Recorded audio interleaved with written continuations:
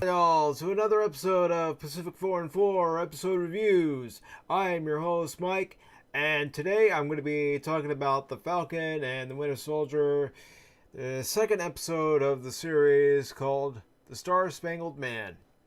So basically what this episode amounts to is the fact that we have a new Captain America by the name of John Walker, and we have Bucky, who doesn't feel that Sam should have given away Cap's shield when Cap handed the shield to Sam, saying that, the shield was his after Cap showed up at the end of Endgame. And, Bucky didn't feel that he deserved it because of what he did while he was with Hydra. And they both have a little resentment toward John Walker, the new Captain America, who is a former football player and also a member of the armed forces. And, we learned more about the Flag Smashers in this episode, and we found out the name of their leader. It's Carly Montague. And what it basically said in this episode was that they were part of the super soldier program that started back during World War II, back in the beginning of Captain America, the First Avenger. Everybody thought that after Bucky and Steve that the program was discontinued, but that's not the case. Because we also found out there was a Korean War vet who served alongside with Bucky during the Korean War. And when Bucky was taken by Hydra, he actually went behind enemy lines to try to duel with Bucky. His name was Isaiah, and he was also part of the Super Soldier program, but the reason why nobody ever knew about it is because, and this reflects on history and how it was, because he was a man of color, and back in the 50s they didn't receive the prestige that other members of the armed forces received when they returned home from war. And Isaiah mentions that he was incarcerated for 30 years. And he does hold resentment toward Bucky because Bucky was working for the enemy at the time, and also, Bucky didn't face the scrutiny that he faced.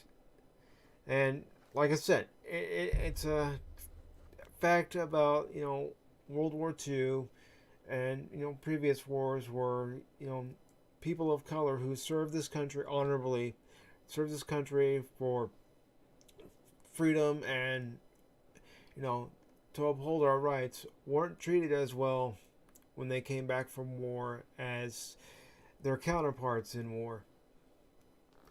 And, it's a damn shame that happened. And, only time will tell whether we improve and become better, but I know there's going to be people who are going to say what they're going to say. They're going to say that this was another woke point.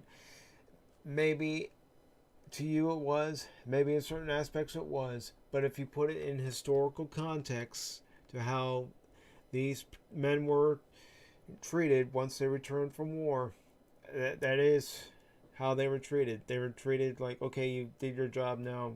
Go back wherever you came from, whatever town, city you came from, and they didn't get the accolades that they deserved.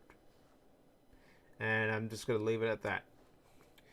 And the point of this episode was we found out the name of the Flag Smashers leader, which was Carly Monaghan, and we, also found out that the new Captain America, he respects what Steve Rogers did, but as far as taking down the Flag Smashers, he's going to do it by the military's way, and Bucky and Sam are going to end up doing it their own way since they're not contracted by the military or any government, you know, entity. And of course, when we find out the name of the Flag Smashers leader, they're going on their terrorist act, their hijack, whatever it was. And, Bucky and Sam are having their banter, the continuous banter that they had in Captain America Civil War, and it's picked up again in this episode. I'd say, it's not that they don't like each other, they respect each other. It's an odd couple type of deal. And The Odd Couple was an old sitcom with Walter Matthau, and I'm forgetting the other actor's name. I think it was Jack Benny. I don't know. I didn't watch the show, but anyways, it was a comedy where you had these two polar opposite people, and they live together and they work together, and like I said, they're two polar opposites, two completely different mindsets, and that's pretty much what they're playing on here between Sam and Bucky. So you had that going on, but honestly, with this episode, in my opinion, it just seemed to drag on and on and on, and even there, at one point, there's this therapy session when Bucky's arrested for missing the therapy session he was supposed to go to, according to the terms of his parole. And they're in the interrogation room in this police headquarters, and Bucky's released, but Bucky's therapist is there, and she decides that Sam and Bucky are going to have a therapy session, and she tells them to get closer, so they scoot their chairs as close as possible. They even make snide remarks saying how uncomfortable it is with how close they are, and they're told to talk about their feelings, and of course there's animosity between the two because one was Steve Rogers' friend, the other, who was also his friend, was also an ally, and that would be Bucky and Sam in those regards. And I don't know how long this banter is going to be going on in the series, but I hope it doesn't go on too long. It was funny in Captain America Civil War, but for it to continue to drag on in this series, I don't know that it's going to work. And to be honest, like I said, this episode just seemed very long and drawn out to me, even though it was nice that we found out who the leader of the Flag Smashers were, and a few other things about the new Captain America, who is played by Wyatt Russell, the son of Kurt Russell. Kurt Russell played Wyatt Earp in Tombstone. So, from what I've read and what I've heard, Kurt Russell was already a fan of Wyatt Earp anyway, so that's probably how Wyatt Russell got his name, but that's neither here nor there. But if you haven't seen Tombstone, there's a damn good movie right there to watch.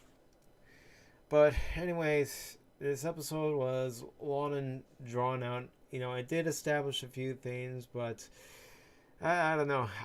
I'm gonna need to watch the third episode before I know whether I'm gonna continue with this series or not. Last week, I found things that I enjoyed. This week, there were some things I enjoyed. I enjoyed the fact that we did get to hear Bucky and Sam, talk about Cap, and talk about their different points of view as far as where the shield should have gone and where it needs to be. And of course, we all know this leads to Sam and Bucky reclaiming the shield and Sam wielding the shield. We all know it leads to that. and hopefully it leads to that in the next episode, because I've decided I was going to give this series, 3 episodes, and then if I'm not impressed by the 3rd episode, then I'm going to be done. So, 3 strikes you're out. So that's really my thoughts on this particular episode, and it was okay. And like I said, my biggest sticking point was the fact that it seemed to just drag on, and there were other points where some people, like I said, will say, "Oh, that's a woke moment. Oh, that was woke. Why didn't you say that was woke?" And it's not woke if you look at the historical context of where they're speaking from. And that seems to be lost on some people when you try to put it into a historical context. And that's how I'm looking at it as far as when it comes to Isaiah. He's speaking, historically, people of color have never been treated well in this country, and it needs to change. And the only way it can change is if we start working together, and instead of going against each other, start working together to improve society as a whole. But that's just my opinion. So I'm going to go ahead and wrap up this review. I know it wasn't very lengthy, but those are my thoughts on this episode. And if you like what you saw here, give this video a thumbs up. If you didn't like what you saw here, give it a thumbs down. Share this video, like, subscribe, and I will talk to you all on Sunday when I do my Season 2 review of The Orville. So I will see you all then. Take care and have a good weekend.